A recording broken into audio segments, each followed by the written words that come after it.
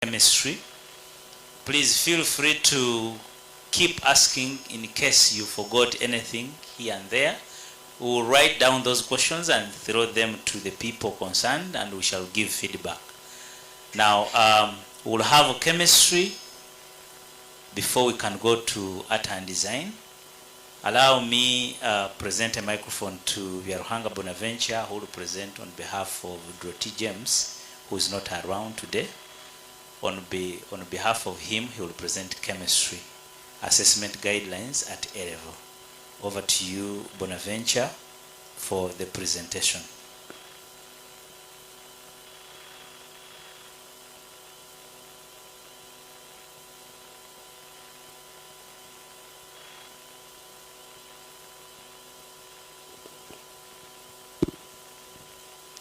Good afternoon, ladies and gentlemen.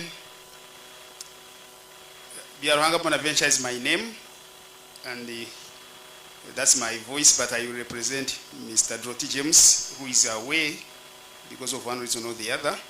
I will represent the assessment guidelines for chemistry, and then thereafter we shall share.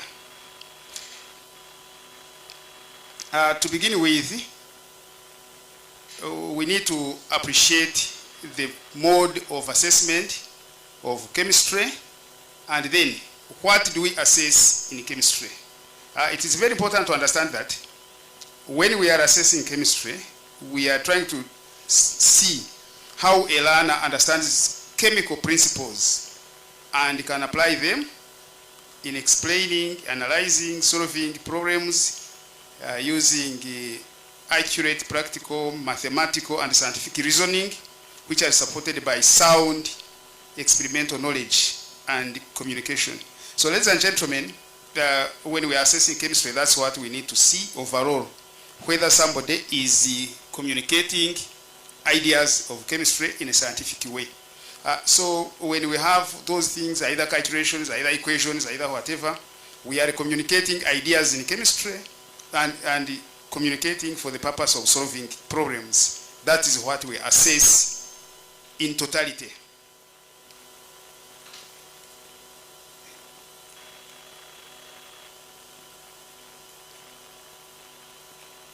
Okay, this is general information. As we know, at the end of cycle, we can see children who are struggling with the examinations there, I think, in the picture. But the key message there is that, as usual, Uganda National Examinations Board will carry out to the end of cycle, and the teachers need to be aware of the intention of teaching chemistry and the intention of assessing, and also what will be assessed. So, assessment of chemistry will be guided by 4 constructs, and on the display are the constructs, the assessment objectives, and the topics therein. The first construct is the foundations of atomic structure, bonding, and periodicity. And when we are assessing that one in general, we want to see whether learners can demonstrate the understanding of the atomic and molecular structures, the trends on the periodic table in terms of the physical and chemical trends, and the reactivity of the elements. That is what we assess in general for that construct, and that construct has 4 topics, and that's how they are numbered in the syllabus. So when you see 2, it is because it is topic 2 in the syllabus. So we have atomic structure, atomic and electronic structure, beg your pardon. We have bonding and structure. We have periodicity 1 and periodicity 2. The second construct is structure, reactivity, and applications of organic molecules. That one, learners analyze the structure, reactivity, transformation, pathways of organic compounds, then predict chemical behavior, they explain natural processes, and propose solutions in real life, in real world, and innovative chemical contexts using organic molecules. So that one has organic chemistry 1, organic chemistry 2, organic chemistry 3. We could summarize it, I would say organic chemistry. Construct 3 is stoichiometry, thermochemistry, and kinetics. And that one, we want to see whether learners can apply quantitative chemical principles to analyze, model, and predict the amount of substances, energy changes, and how fast or slow these reactions, chemical reactions occur. And the topics therein are moles and equations, which is topic 1, then 5, thermochemistry, and then reaction kinetics. The last one is equilibria and electrochemical systems, and we are assessing whether learners apply principles of chemical and physical equilibria and electrochemistry to interpret, predict, and evaluate the behavior of chemical systems in industrial and real-world contexts. And the topics are equilibrium 1, equilibrium 2, and electrochemistry. So we see that we are taking chemistry not only in the laboratory or in the classroom, but to real life, including the industry. Before I leave this screen, ladies and gentlemen, we need to note that the constructs are not the order of teaching. We don't teach according to the order of the constructs, but the order of teaching is presented in the syllabus.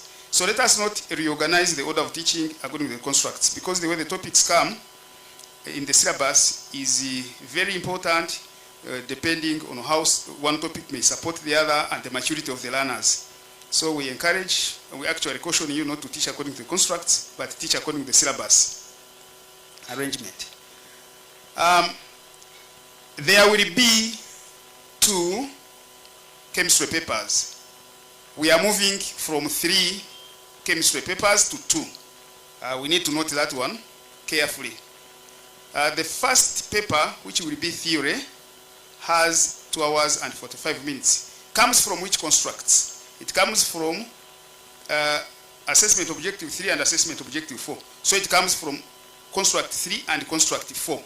If you look back, construct 3 is the stoichiometry, thermochemistry, and the kinetics. Then construct 4, chemical equilibrium, and I think, it was thermochemistry, yes. So those are the 2 sections of paper 1, theory, and they are compulsory. Section A, that is kinetics and that one. Then section B, which is equilibria and electrochemistry, they are all compulsory, 1 item each. Section B will have 2 parts. Part 1, which is assessment objective 1, that is periodicity, foundations of atomic structure, and something like that, has 2 items and the equally weighted items, and the candidates attempt 1. Then section B, which is assessment objective 2, organic molecules, organic 1, organic 2, organic 3, there are 2 compulsory items, and the candidates attempt 1. So in total, candidates will attempt 4 items. Section A, 1 item compulsory. Let me repeat. Section B, 1 item compulsory. Sorry, section A, 2 items compulsory. Then section B, part 1, 2 items, candidates take 1, and part 2, candidates take 1. 4 items. Then there will be also paper 2, which contains 2 compulsory items in the practical section. 2 compulsory items which can be drawn from any of the 4 constructs, but without repetition. So if item 1 comes from construct 1, then or construct 2, then item 2 comes from another construct. So there will be 2 items coming from any of the 4 constructs, but without repetition. And the items will test the science process skills, the aim, hypothesis, methods, safety, data presentation and analysis, conclusions and recommendations, and not particularly in that order. And the primary and the practical items will focus on the environment, monitoring of our resources, rivers, water, industry, and any other related phenomena.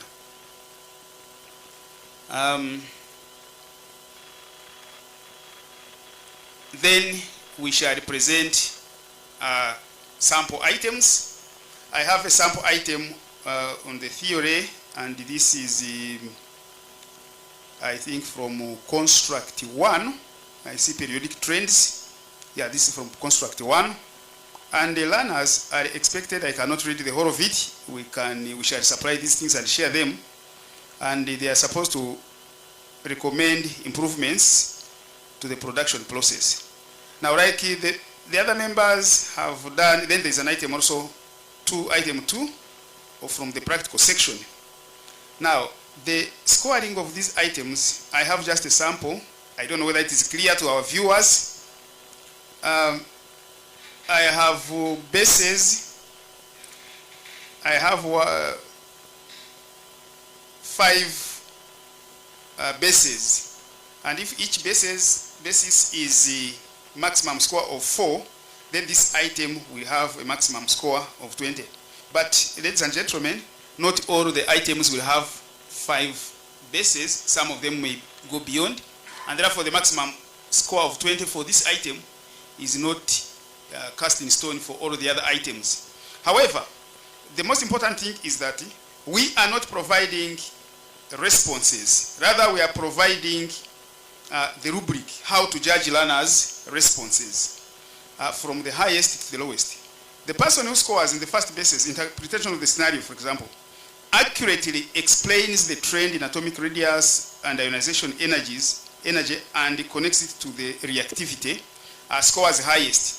And then the other one explains both in a relevant way, but does not accurately, completely explain the trends. Then the third one explains the trends but does not clearly link them. And then finally, we have somebody who misinterprets the trends, mixes up the trends, or does not respond according to the scenario. For example, according to one basis. And in that case, that person scores 1. Has a score of 1. And even misinterprets or presents irrelevant. I think I remember manager had said that, the manager explained this, why do we bundle them into 1? So that we even know that even the current or the outgoing system, we have F9 ranging from 0 to something, maybe to 20. We don't have a special category for it.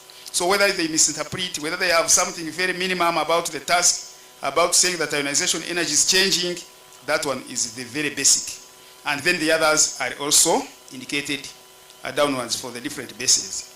We shall share this information when we have finished the presentations. Then in the practical section, we are looking at quite many bases.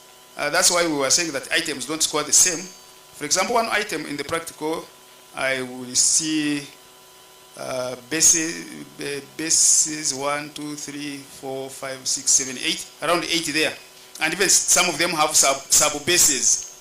The aim, the hypothesis, the variables. Now, somebody who identifies those ones and makes predictions scores highest. And then in that trend downwards up to somebody whose aim is vague or ambiguous or not clear, and then there is no hypothesis, scores lowest in that decreasing order. So this is how we shall score. And then we have not provided solutions. This is not a marking guide. It is a scoring guide.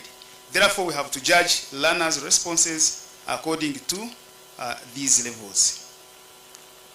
Ladies and gentlemen, thank you very much for your attention.